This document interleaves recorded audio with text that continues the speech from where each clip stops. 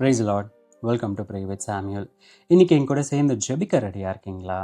We are meditating on the qualities of our Lord Jesus Christ. இன்னைக்கும் கூட நாம் பார்க்க போகிறது He is the God of distance. அவர் தூரத்திற்கும் தேவனாக இருக்கிறார். இயேசு செய்த அநேக அற்புதங்கள் உண்டு. ஆனால் குறிப்பாக அவர் செய்த இரண்டாவது அற்புதத்தை கொஞ்சம் தியானிச்சு பார்க்கலாமா? அரசு அதிகாரியினுடைய மகன் வியாதியினால சாக கிடக்கிறார். அவரை குணமாக்கணும்னு சொல்லி 1.5 நாள் பிரயாண தூரம் அவர் இயேசுவை தேடி வருகிறார். இயேசுவை பார்த்த உடனே, ஆண்டவரே, நீங்கள் மட்டும்தான் என்னுடைய மகனை சுகப்படுத்தக்கூடும், எப்படியாவது எங்கள் வீட்டுக்கு வந்து என் மகனை சுகப்படுத்துங்கன்னு கேட்குறாரு. நம்ம பார்க்க வேண்டிய காரியம் என்னன்னா, இதுதான் நடக்க போகிற இரண்டாவது அற்புதம். அப்போது இதுக்கு முன்னாடி இயேசு ஒரு அற்புதம் தான் செய்திருக்கிறாரு. அந்த ஒரு அற்புதத்தை கேள்விப்பட்டே இயேசுவால் நிச்சயமாக என்னுடைய மகனை சுகப்படுத்தக்கூடும்னு அவர் விசுவாசித்து இயேசுனிடத்தில் வந்திருக்கிறார். இந்த விசுவாசத்தை பார்த்த இயேசு, நீ போகலாம், உன்னுடைய மகன் சொஸ்தமானான்னு சொல்லி. இதிலிருந்து நாம் தெரிஞ்சுக்க வேண்டியது என்ன?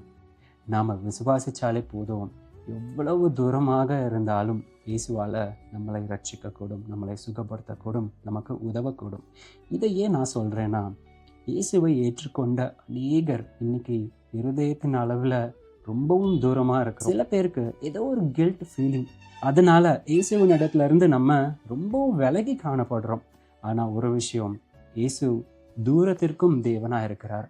குறிப்பாக யாரெல்லாம் அவரை விட்டு விலகி இருக்கிறாங்களோ அவங்கள தான் இயேசு பார்த்து கொண்டு இருக்கிறார். அவங்க தான் இன்னைக்கு இயேசுக்கு வேணும். ஏன் அப்படின்னா, அவர் தொலைந்து போன ஆடுகளை தேடி வருகிற தேவனாக இருக்கிறார். இன்னைக்கு எந்த காரணத்திற்காகவும் சரி, பிசாசானவன் உங்களுக்கு அந்த ஒரு கில்ட் ஃபீலிங்கை கொடுத்து ஆண்டவருடைய சமூகத்திலேருந்து பிரித்து வச்சிருக்கிறான்னு சொன்னால், நீங்கள் செய்ய வேண்டியது இயேசுவை நோக்கி, ஆண்டவரே என்னை மன்னிச்சிருங்க அப்படின்னு இருதயத்தின் ஆழத்திலேருந்து கேட்கும் பொழுது, நீங்கள் எப்படிப்பட்ட பிரச்சனைகள்னால அந்த கில்ட்டுக்குள்ளாக போயிருந்தாலும் சரி, இயேசுவால் உங்களை மன்னிக்கக்கூடும்.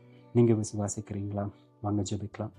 பிதாவே, இந்த ஜெப வேலைக்காக நன்றி. நம்முடைய வார்த்தைகளை கொண்டு பேசின கிருபைக்காக நன்றி ஆண்டவரே.